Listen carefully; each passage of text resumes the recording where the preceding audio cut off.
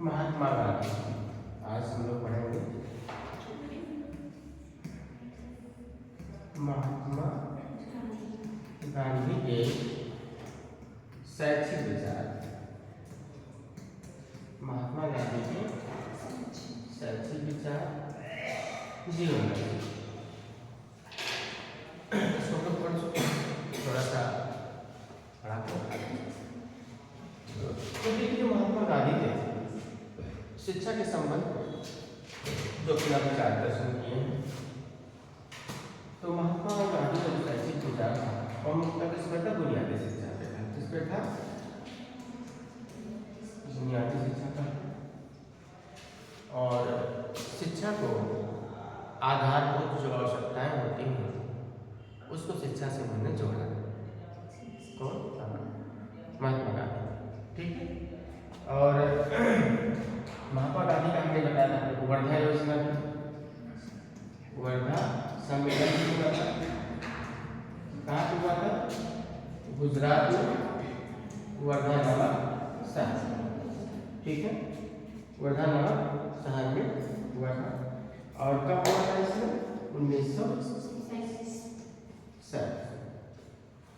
1937 में वर्धा सम्मेलन जो गुजरात में हुआ था उसके संबंध में उन्होंने शिक्षा के संबंध में बताया था कि जो भी शिक्षा दिया जाएगा वो किसके दिया जाएगा? मातृभाषा पर आधारित शिक्षा होगी। और उन्होंने कहा था 7 से 14 वर्ष आयु के बालकों को, 7 से 14 वर्ष की आयु के बालकों को निःशुल्क शिक्षा। कैसी शिक्षा? निःशुल्क एवं अनिवार्य शिक्षा।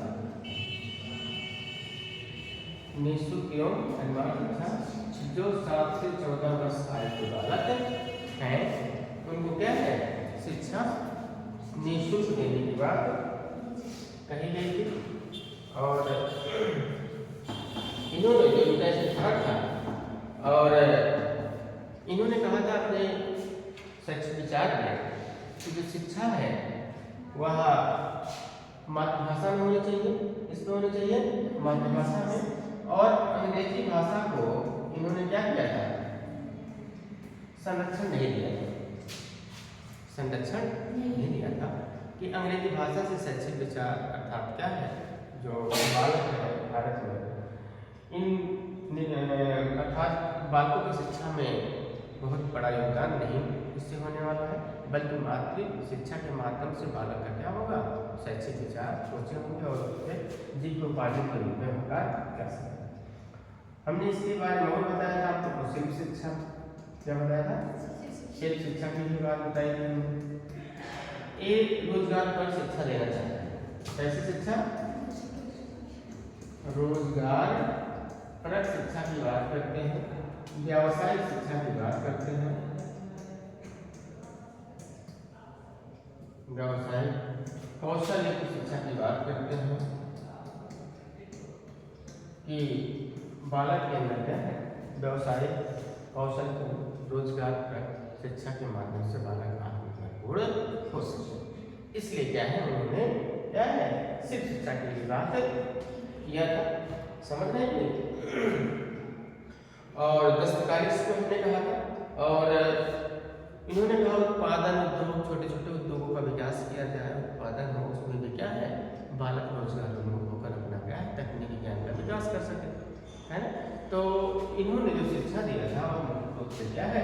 रोजगार पर शिक्षा था, अर्थात स्वावलंबी वाली शिक्षा था, आत्मनिर्भरपूर्ण शिक्षा था और कौशलपूर्ण शिक्षा था, व्यवसायिक शिक्षा था, शिल्प शिक्षा था, दस्तकारी शिक्षा था, जिसके माध्यम से बालक खुद ही क्या हो जाए? आत्मनिर्भर हो जाए। इसीलिए उन्होंने क्या वर्धा सम्मेलन किया था। वर्धा सम्मेलन में भी बुनियादी शिक्षा को उन्होंने व्यक्त किया था और कहा था कि बालक को 7 से 14 वर्ष के बालक को निःशुल्क शिक्षा देनी चाहिए, मातृभाषा में शिक्षा देनी चाहिए, है ना। इसमें देनी चाहिए हाँ मातृभाषा में शिक्षा देनी चाहिए और सिर्फ शिक्षा के माध्यम से शिक्षा दिया जाए। तो आगे उसको हम लोग लिखें। ठीक है। तो इस तरीके से क्या है बालक को स्वावलंबी बनाया जाए, रोजगारी भी बनाया जाए और नवीन खोजों की ओर बालक क्या है वह अग्रसित हो सके। इस प्रकार की शिक्षा देने बालक क्या हो जाएगा, आगे बढ़ेगा और फिर क्या है, रोजगार उन्मुख हो जाएगा। ठीक है, तो इस तरीके से क्या है, महात्मा गांधी के शैक्षिक विचार थे। आदर्श नागरिकता की बात करते हैं और समाज सेवा की भावना की बात करते हैं।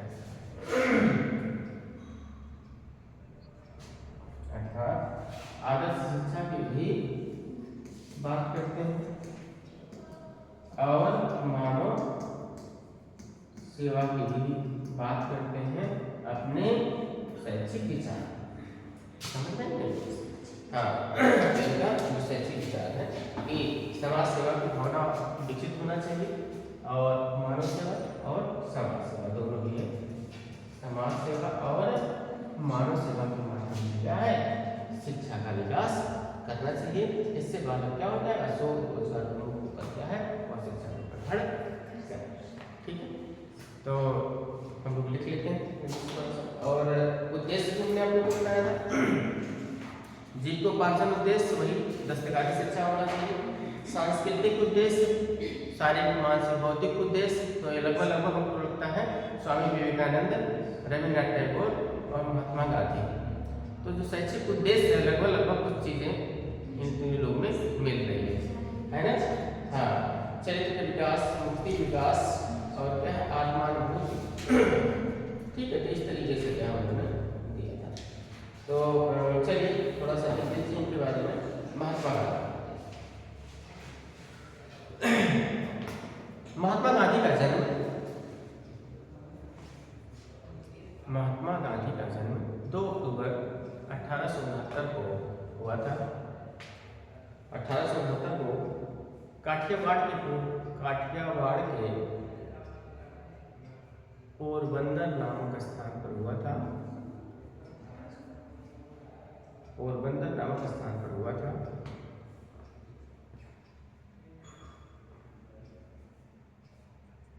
इनकी माता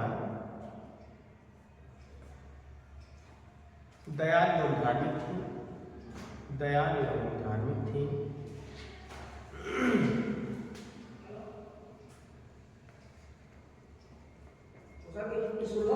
13 वर्ष की आयु में, 13 वर्ष की आयु में इनका विवाह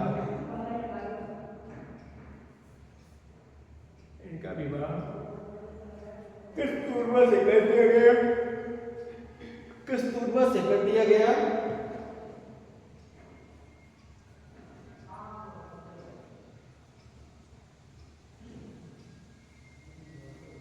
और 1887 में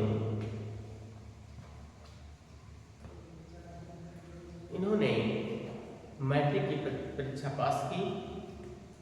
मैट्रिक की परीक्षा पास की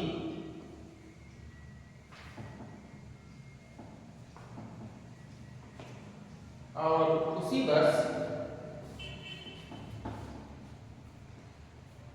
वर्ष कानून की पढ़ाई करने के लिए इंग्लैंड चले गए। कानून की पढ़ाई करने के लिए इंग्लैंड चले गए, जहां पर 3 वर्ष 9 माह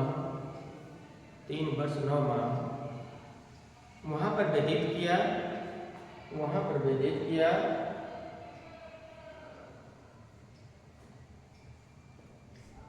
और 1891 में वहाँ वकालत की परीक्षा पास की।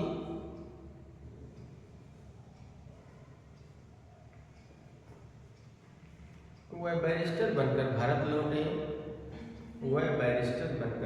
लौटे।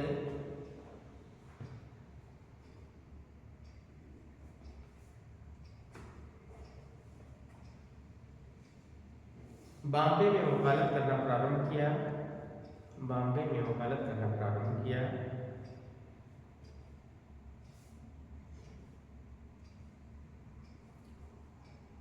पर वे सफल नहीं हुए।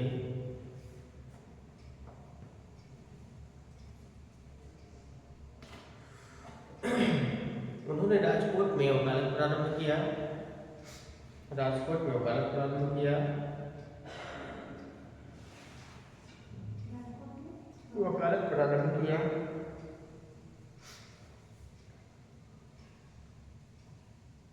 और 1893 में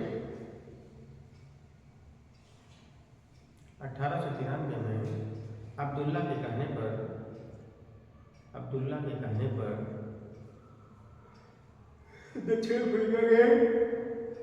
दक्षिण अफ्रीका गए।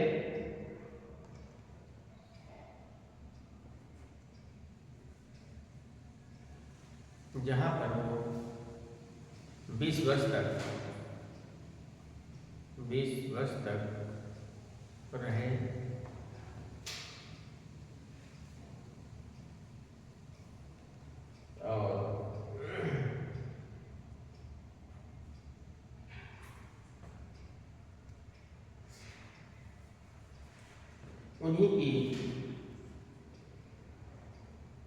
और उन्हीं के प्रयास से भारत में चंपारण आंदोलन,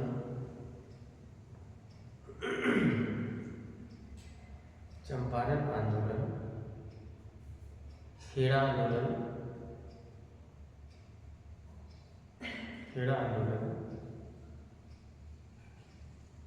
असहयोग आंदोलन, सविनय अवज्ञा आंदोलन,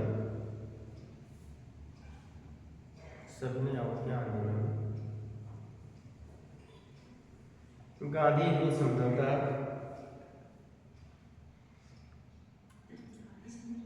इर्विन समझौता, भारत छोड़ो आंदोलन,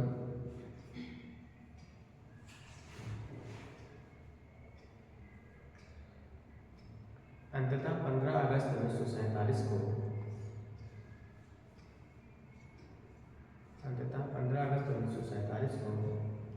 महात्मा गांधी के प्रयासों से भारत स्वतंत्र हुआ।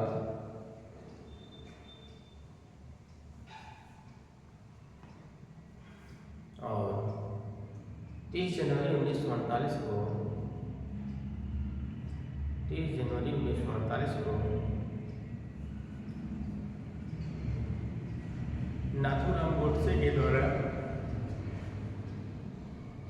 नाथूराम गोडसे के द्वारा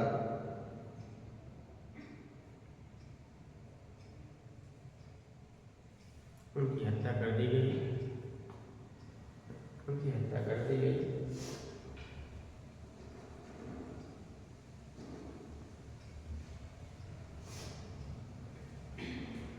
उसके बाद लिखो महात्मा गांधी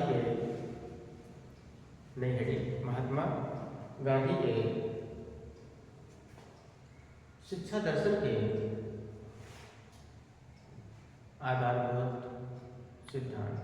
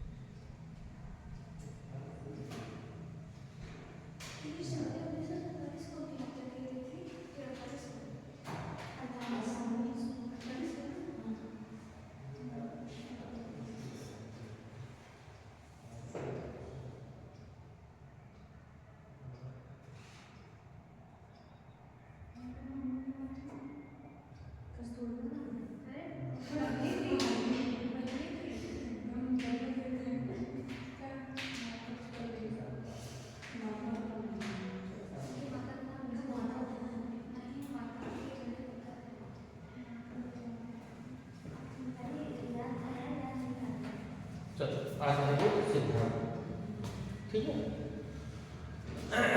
नंबर 1, 7 से 14 वर्ष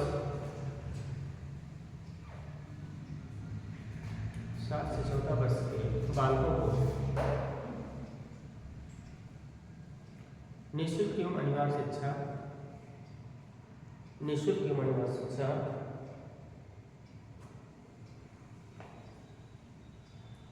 की व्यवस्था होनी चाहिए, की व्यवस्था होनी चाहिए।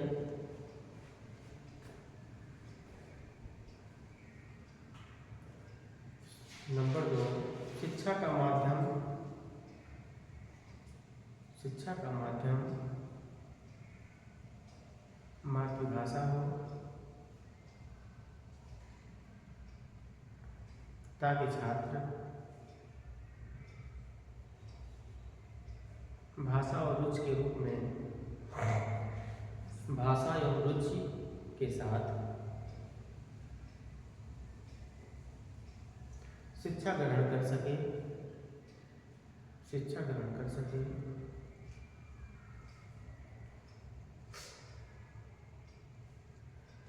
नंबर 3,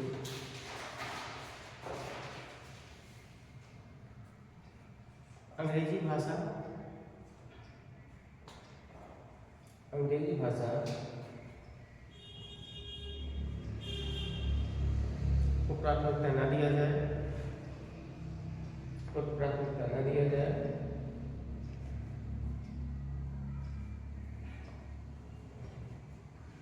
अगला, साक्षरता ही शिक्षा नहीं होती, साक्षरता ही शिक्षा नहीं होती।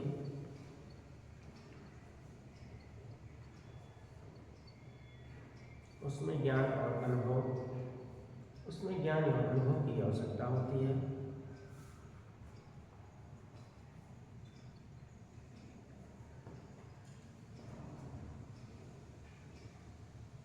अगला, शिक्षा से मानवीय शक्तियों एवं मानवीय गुणों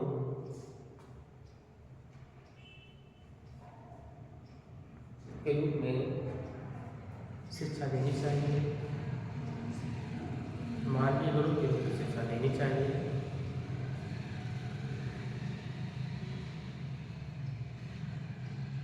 अगला पॉइंट, शिक्षा दस्तकारी एवं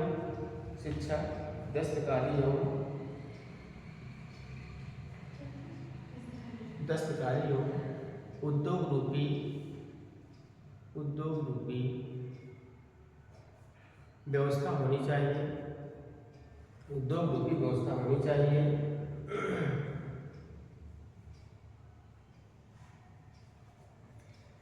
शिक्षा व्यावसायिक एवं रोजगार परक होना चाहिए, शिक्षा व्यावसायिक एवं रोजगार परक होनी चाहिए।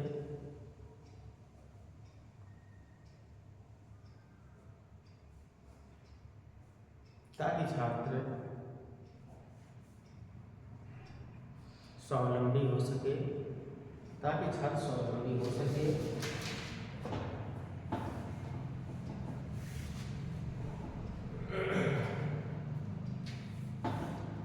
अगला पॉइंट, आदर्श नागरिकता,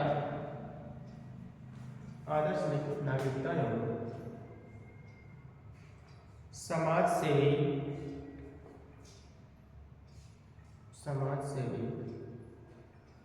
शिक्षा का उद्देश्य होना चाहिए।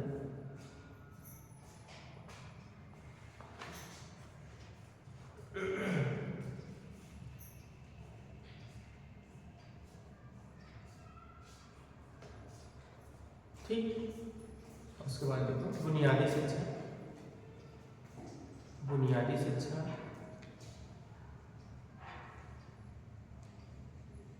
वर्धा शिक्षा या वर्धा सम्मेलन, या वर्धा सम्मेलन।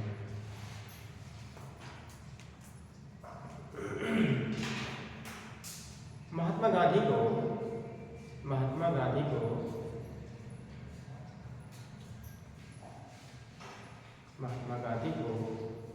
बुनियादी शिक्षा का जनक माना जाता है, बुनियादी शिक्षा का जनक माना जाता है।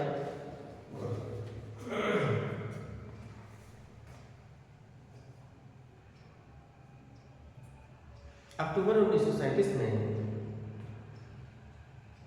अक्टूबर 1937 में गुजरात के वर्धा नामक शहर में गुजरात के वर्धा नामक शहर में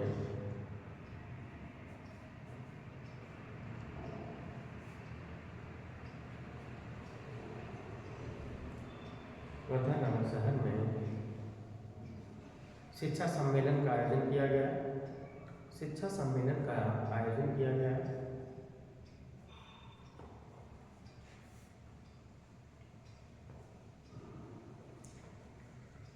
जिसकी विशेषताएं निम्नलिखित हैं। जिसकी विशेषताएं निम्नलिखित हैं।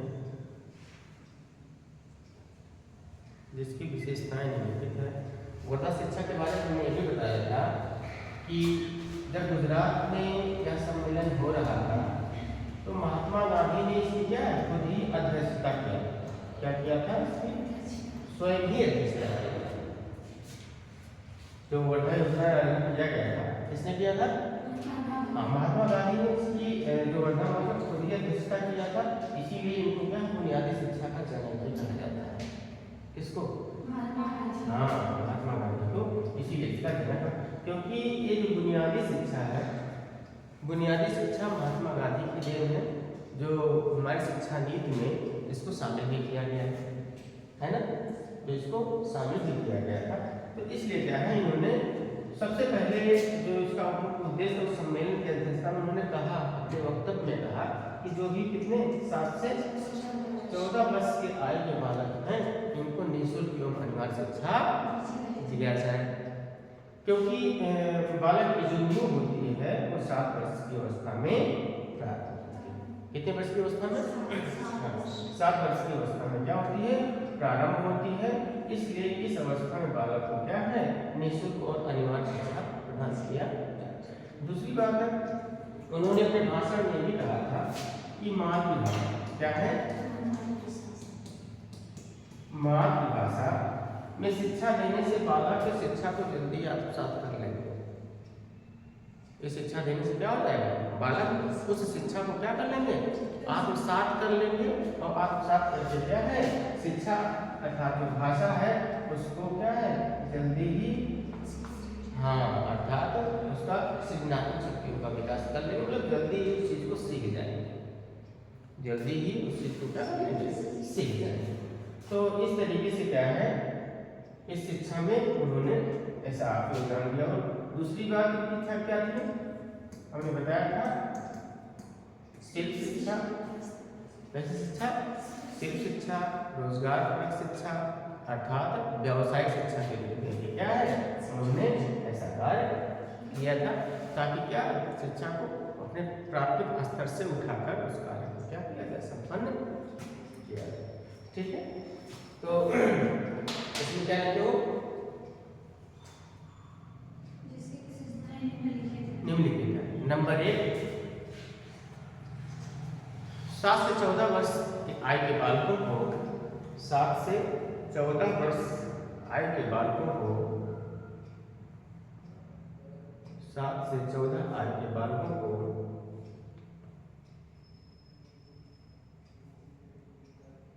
निःशुल्क एवं अनिवार्य शिक्षा, निःशुल्क एवं अनिवार्य शिक्षा प्रदान की जाए।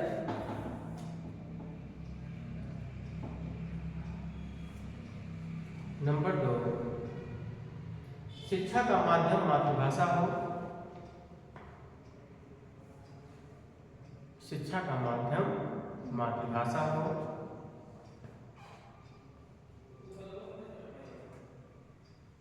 नंबर 3, संपूर्ण शिक्षा व्यवस्था, संपूर्ण शिक्षा व्यवस्था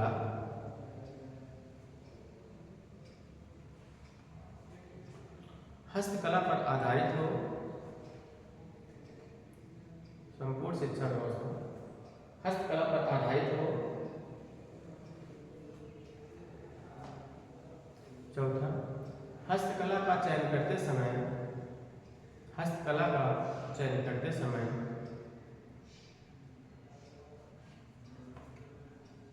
बालक की क्षमता और योग्यताओं का, बालक की क्षमता और योग्यताओं के आधार पर दिया जाए।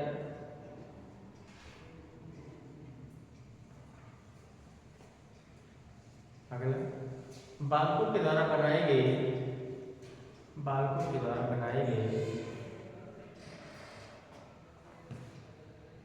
सामग्री का उपयोग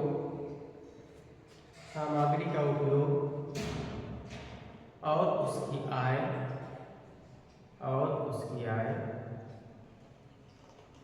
विद्यालय प्रयोग करेगा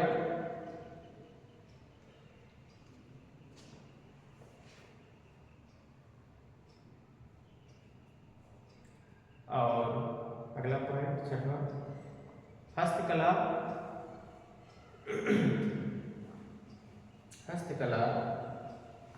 इस प्रकार सिखाई जाए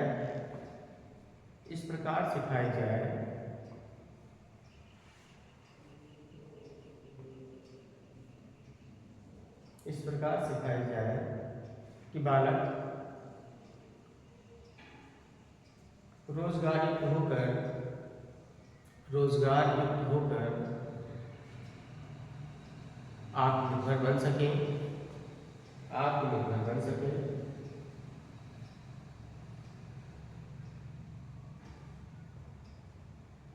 ठीक, पैराग्राफ चेंज करके लिखिए बुनियादी शिक्षा का अर्थ।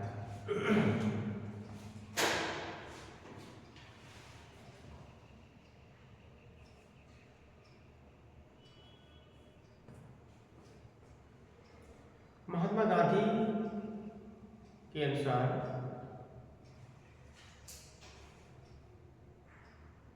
बालक की आंतरिक शक्तियों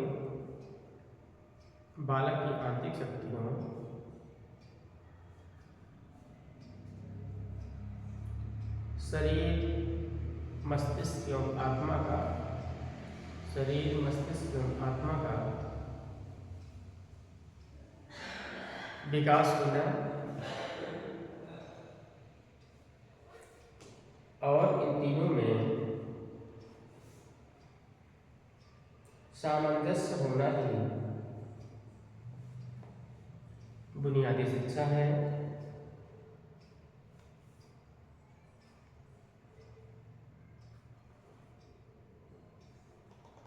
महात्मा गांधी कहते हैं कि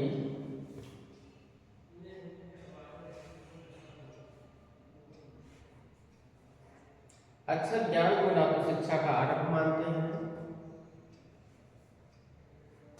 अक्षर ज्ञान को ना तो शिक्षा का आरंभ मानते हैं और ना अंतिम लक्ष्य।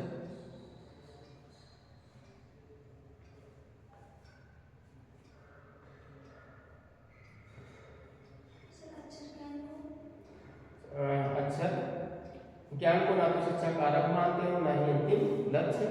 शिक्षा के अर्थ में गांधी जी का अभिप्राय है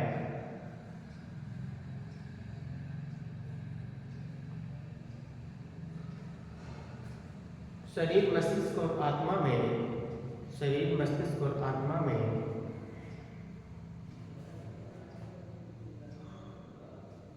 पाए जाने वाले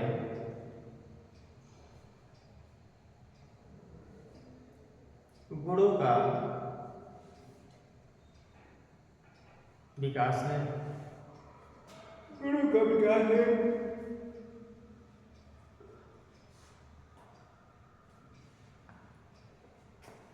शिक्षा के उद्देश्य देखो।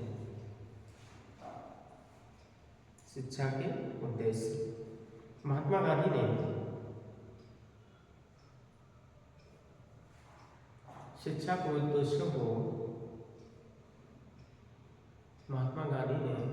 शिक्षा के उद्देश्यों को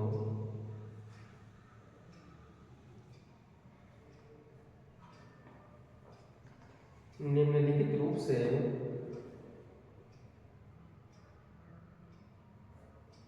वर्णित किया है।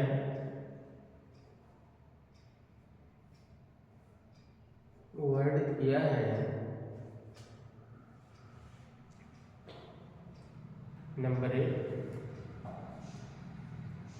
जीविकोपार्जन का उद्देश्य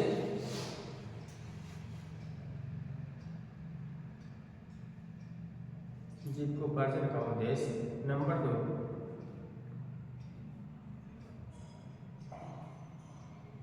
सांस्कृतिक गतिविधियों का विकास। सांस्कृतिक गतिविधियों का विकास। नंबर 2,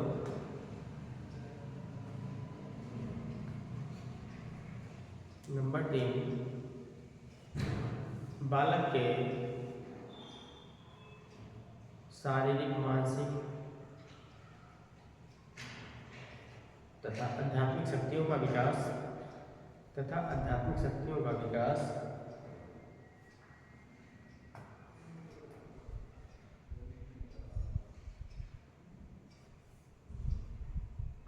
चरित्र का विकास। नंबर 4, चरित्र का विकास।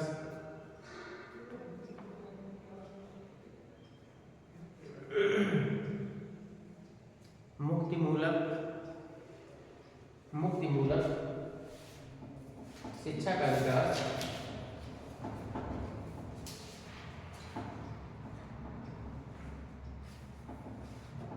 और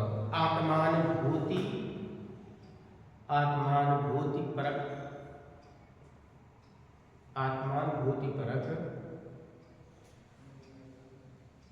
शैक्षिक उद्देश्य।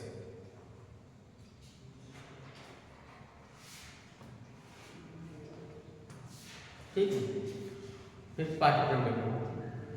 पाठ्यक्रम महात्मा गांधी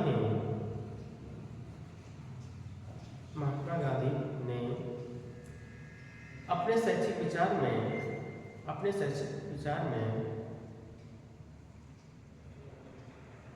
पाठ्यक्रम की विविधता को प्रस्तुत किया है।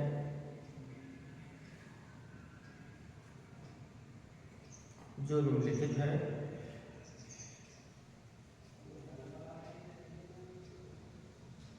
नंबर 1,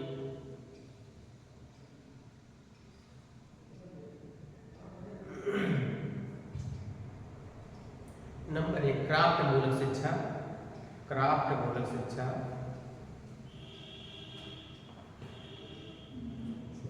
मूलक शिक्षा, जिसमें कृषि, कताई बुनाई,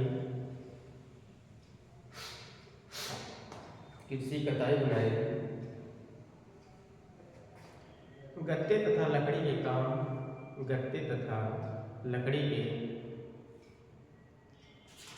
कामों को शामिल किया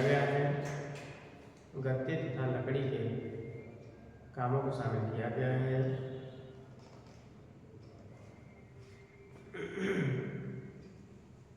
दूसरा, मातृभाषा को पाठ्यक्रम में शामिल करना चाहिए।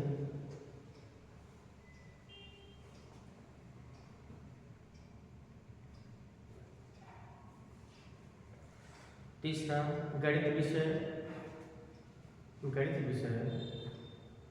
नंबर 4, सामान्य विज्ञान।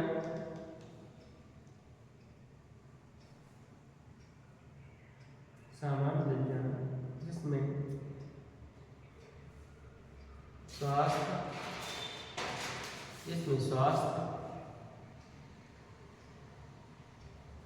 शरीर विज्ञान, भौतिक विज्ञान,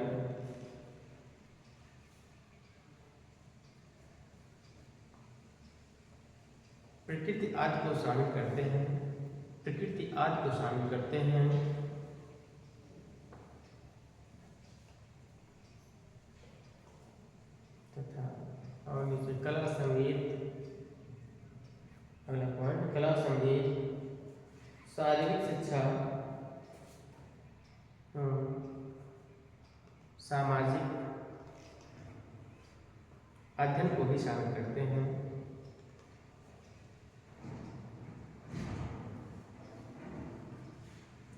शिक्षण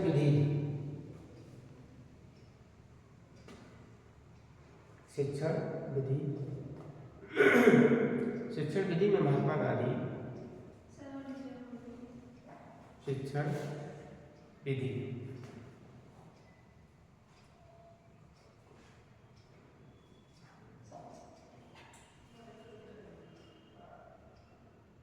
शिक्षण विधि में महात्मा गांधी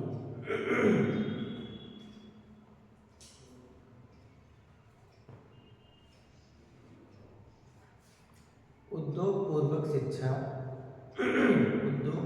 शिक्षण प्रणाली को प्रमुख माना। उद्योग पूर्वक शिक्षण प्रणाली को प्रमुख माना।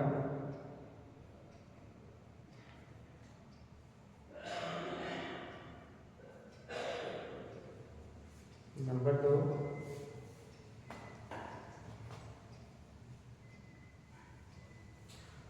बालों को लिखने से पहले पढ़ाया जाए। बालों को लिखने से पहले पढ़ाया जाए।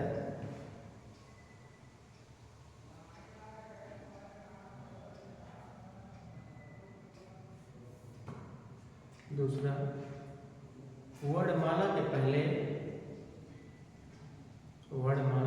बालक को चित्रकला में निपुण किया जाए। चित्रकला में निपुण किया जाए।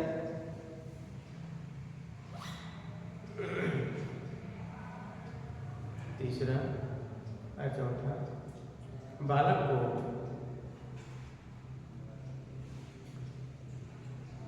करके सीखने की प्रक्रिया को आगे किया जाए।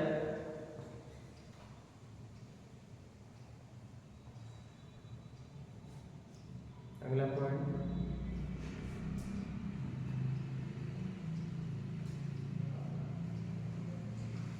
बालक को अपने अनुभव के आधार पर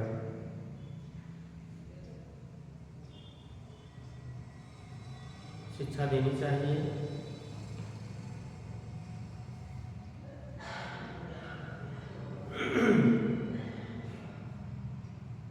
अगला,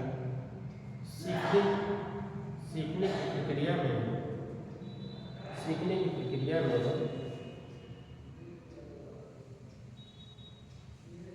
विभिन्न विषयों में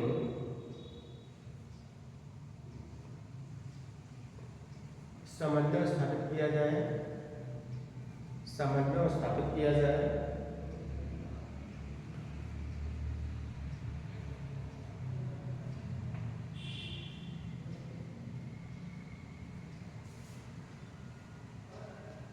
ठीक, शिक्षा का माध्यम बताई नहीं, मातृभाषा सिखाना नहीं है ना।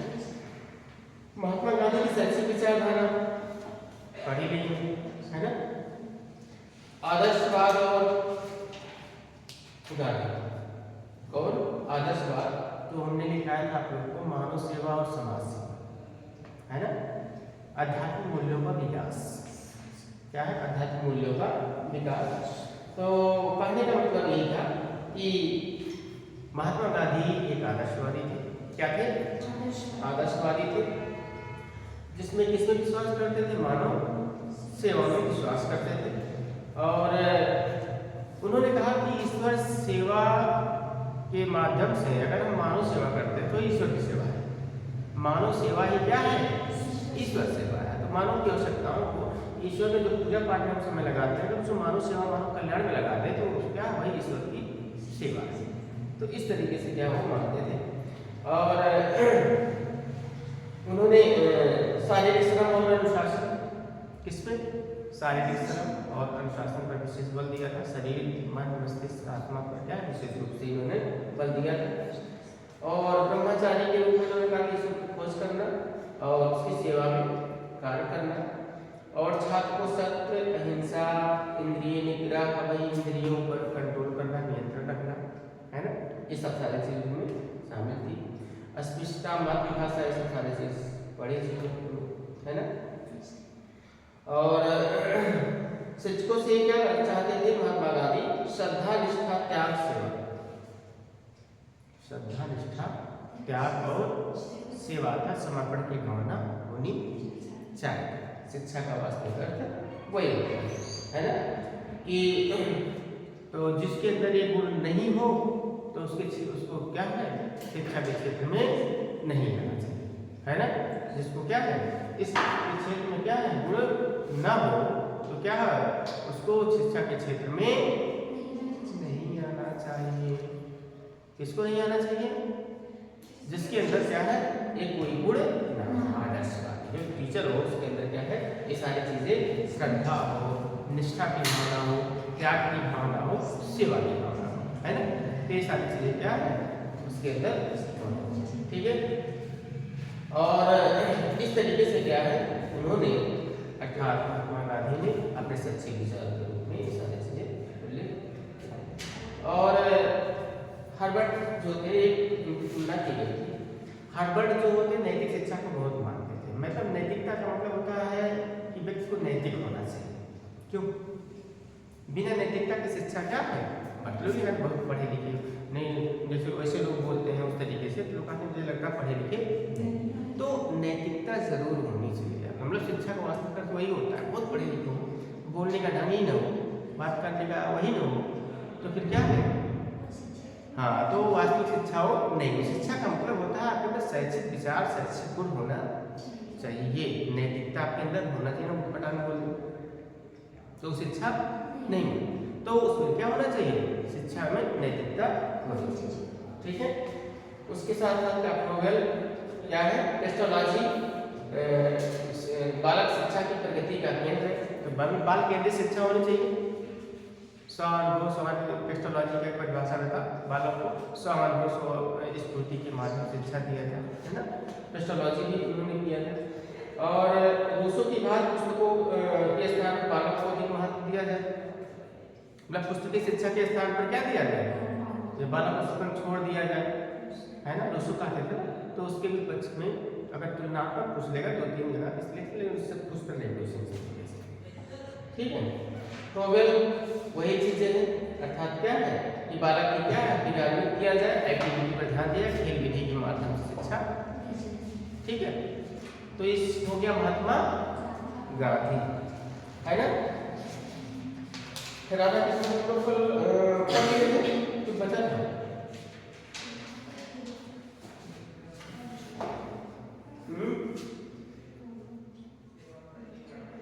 राधा कृष्ण के सच्चे विचार हुए थे, तो कौन था, गिजू भाई बंधेकर थे,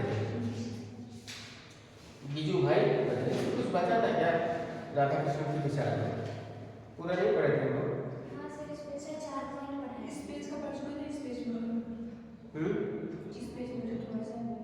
अच्छा,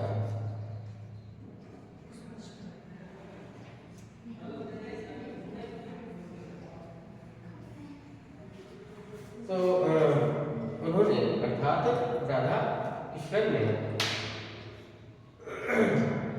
इनका मतलब यही था कि जो व्यक्ति होता है, व्यक्ति ही ईश्वर की प्रतिमा होता है। व्यक्ति क्या होता है, ईश्वर की प्रकृति होती है। और एक शताब्दी का दर्शन ही दूसरी शताब्दी का सामान्य ज्ञान होता है। मतलब जो इतिहास बीत गई है, आने वाले लोगों के लिए इतिहास होता है ना। जैसे आज बीत रहा है, कल इतिहास हो जाएगा, है ना। अतीत की घटनाओं का अध्ययन करना ही तुमको बताया था, इतिहास का पढ़ा रहे थे। तो इतिहास क्या है, इतिहास, इतिहास मतलब जो घटनाएं बीत चुकी है, इति हो चुका है, ह्रास हो चुका है, उन घटनाओं का अध्ययन करना ही क्या है। तो इसी तरीके से क्या है वो मानते थे। और मानता था राधा कृष्ण, राधा कृष्ण मानते थे। क्या मानते थे